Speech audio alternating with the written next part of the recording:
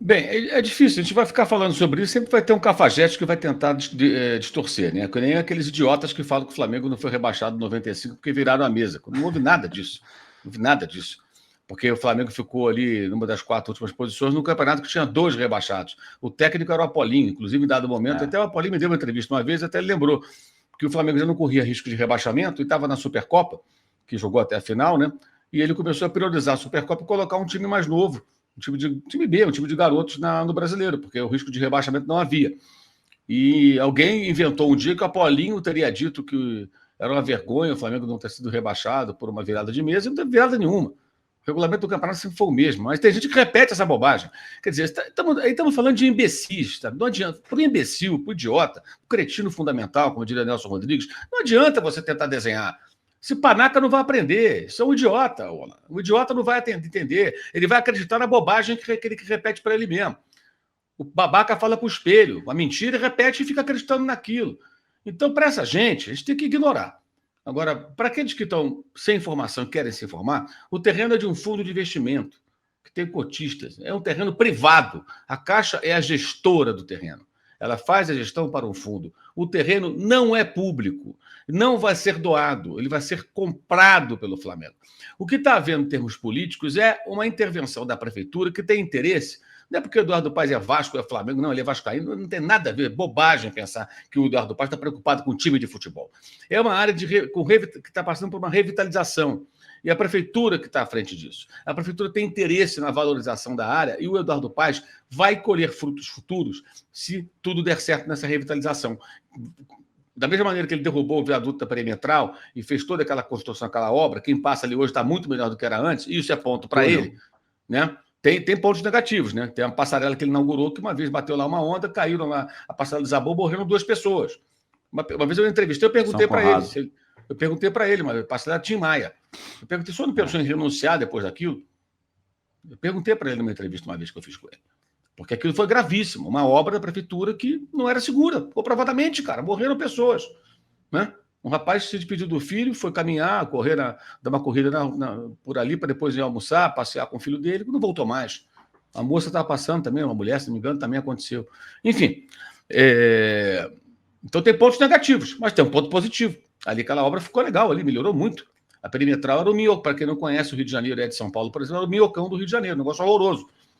Então aquilo foi demolido, uma obra tremenda, muitos transtornos por muito tempo, né? Obviamente, mas ficou muito bom. E agora tem toda a revitalização daquela região que já começou, né? Durante algum tempo, Museu da Manhã, aquelas obras todas ali. Então você vai ter ali agora o Terminal Gentileza, e você pode ganhar um estádio de futebol, que vai tornar uma área onde nada acontece, uma área abandonada, num local de grande fluxo de pessoas, com movimentação até turística.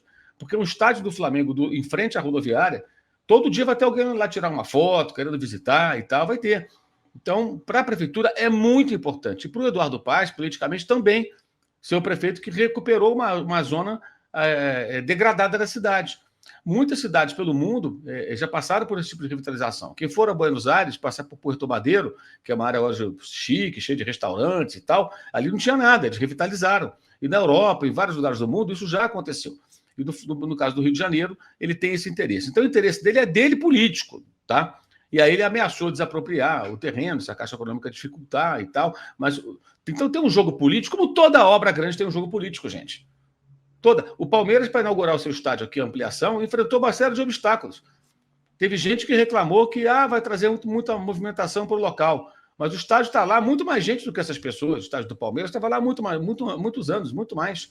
E recebia no passado um público parecido com o atual, de 40 mil pessoas, antes do estádio ter redução de capacidade e tudo mais. Enfim, também teve problemas. O Corinthians teve dificuldade, todo mundo tem.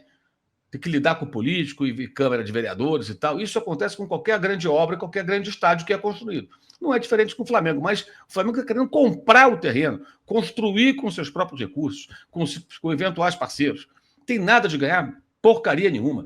Então, quem repete isso é desinformado e mal intencionado. O torcedor do Flamengo não tem nem que perder tempo ouvindo esses babacas. Não dá ouvido. Não dá ouvido. É desinformação. E se o jornalista escreve que o terreno é público, quando não é, ele é desinformado. Não está exercendo bem a sua profissão.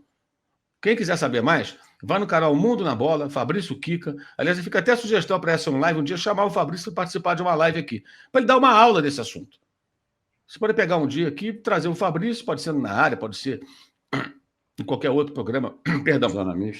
Zona Mista, qualquer outro programa da Action Live, e colocar aqui o Fabrício para responder as perguntas todas. E durante 1 hora e meia, 2 horas, sei lá quanto tempo, ele vai dar uma aula aqui, vai explicar tudo e acaba com esse... Pelo menos a galera que acompanha a Action Live não vai ficar com mais dúvida nenhuma. Não é terreno público, gente. Não é terreno público. É um terreno de um fundo que é gerido pela Caixa. Por isso que a Caixa quer, o órgão público está envolvido. E o Flamengo quer comprar o negócio. A disputa agora é valor, é normal. Se quiser comprar um carro também, você oferece um valor, o cara vai pedir mais, disputa. Quer comprar uma casa, o cara quer vender, mas ele pede um valor, você oferece menos, pechincha daqui, puxa dali. É a grosso modo que acontece. E aí tem também um aproveitamento político, claro que vai ter. Políticos querendo tirar proveito, pegar, surfar nessa onda. Foi o que eu falei agora há pouco. É do jogo. É do jogo. Tá? Agora, sobre essa coisa de aliens e tudo mais, eu prefiro esperar para ver. Porque é tudo muito vago, uma coisa vazada para o Jornal Globo, sempre eles vazam, o diretor do Flamengo sempre vaza para o Lauro Jardim. Sempre o Lauro Jardim, ele é um cara que não é de cobertura esportiva, ele publica lá tudo que os caras querem. Então, assim, eu não sei se isso de fato procede ou se é balão de ensaio. Então, acho que a gente nem deve dar muita corda para essa história, não, que pode ser um balão de ensaio. A não ser que alguém consiga falar com a Allianz e a Allianz confirme. Olha, nós realmente estamos negociando. Porque não tem nem aspas do Flamengo, né? É uma coisa vazada, né? O Flamengo negociou, mas o Landim não falou isso. O Landim falou? Não tem aspas do Landim. Quem vazou foi o Flamengo, evidentemente. É óbvio isso aí. Tudo bem, é do jogo, normal. Não estou aqui nem criticando o Lauro, nem o Flamengo. Problema deles. Agora, eu não vou morder essa isca de ficar aqui discutindo sobre isso, porque eu não sei se isso aí procede. Então você está dizendo que os caras estão mentindo? Não, de repente é uma conversa informal. E nada além disso. Não significa que vai fechar amanhã. Ou pode ser só um embrião de algo. Então, está muito distante, de repente, agora não sei que venha alguma informação mais concreta. Aí a coisa muda de figura. Isso é que nem outro dia, um colega falou para mim assim, eu falei que o Flamengo não tem interesse na volta do Renier, né? Aí um colega falou assim, não, o pai do Renier, o Renier disseram que o Landim falou para eles no Maracanã, que o Renier foi assistir o jogo do Flamengo contra o Milionários, né? Volta, não sei o quê. Gente, pelo amor de Deus, né?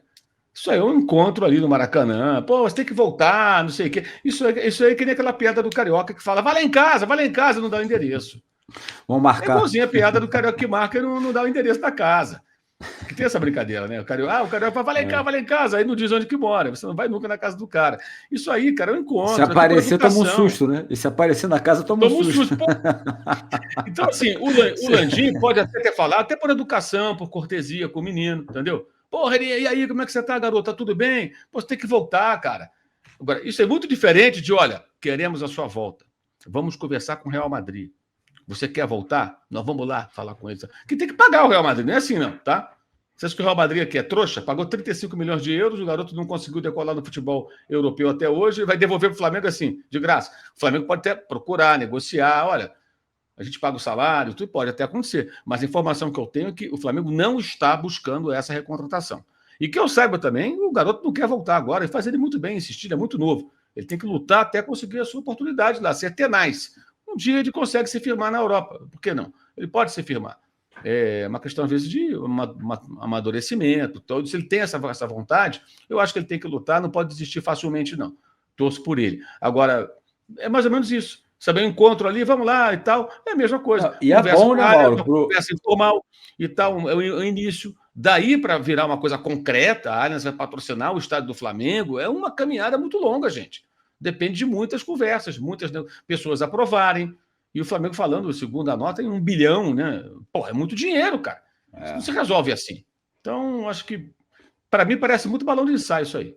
Mas você acha que talvez seja o melhor caminho para o Flamengo, name rights, né? Você já falou, eu também concordo com você, que não é a favor da SAF, né? Para isso, teria que ser uma coisa muito melhor explicada. Talvez o melhor caminho seja por aí, né, Mauro? A questão do name rights é que, assim, eu acho muito difícil levantar esse dinheiro todo. Tá? Mas levantaria uma grana que ajudaria.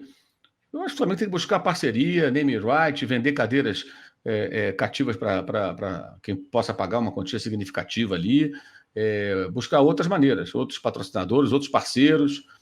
De repente você pode ver a maneira de vender o nome do estádio, vender o nome de setores dentro do estádio, sabe? Tem um setor do cartão de crédito tal, tem o nome do estádio ou o nome da seguradora. O setor mais nobre é o setor do cartão de crédito.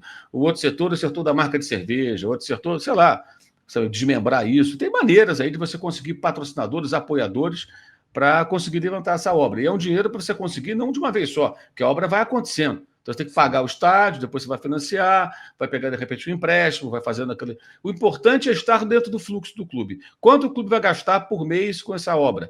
Ah, vai gastar de tanto a tanto. Está dentro do fluxo? Dá para fazer? Dá, vamos fazer. Para quê? Para não afetar, isso é uma preocupação que o Landim já manifestou isso, eu concordo com ele, não afetar o time de futebol. Tipo, nós temos que andar com o time mequetrefe porque estão pagando um estádio. Não, tem que manter um bom time e fazer o estádio. Isso é possível? Para o Flamengo hoje é, porque o time está saudável financeiramente, está equilibrado, tem crédito no mercado e tem condições de encontrar parceiros. Se associar ao Flamengo hoje é se associar ao sucesso. No passado, era se associar ao fracasso, ao calote. Né? Que era o Flamengo, era o calote. O Flamengo era o calote, né? Vivo. Não pagava, devia a todo mundo, era alvo de piada. Hoje o Flamengo é um sucesso na gestão. Então você tem mais facilidade de encontrar parceiros nessa hora. É aquele negócio, o rio corre por mar, dinheiro atrai dinheiro, não é por acaso. Não é por acaso. Então, hoje o Flamengo acho que tem condições sim, tem uma imagem positiva de buscar parceiros. Aí tem que ser competente, criativo e fazer um bom trabalho.